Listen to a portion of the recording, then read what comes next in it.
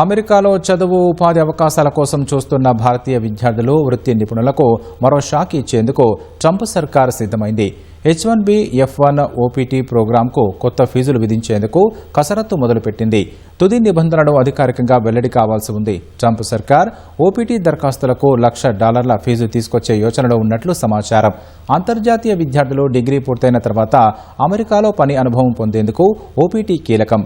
August 20న ఈ ప్రతిపాదనను office of management and budget సమీక్షకు DHS పంపగా ప్రస్తుతం సమీక్ష జరుగుతోంది.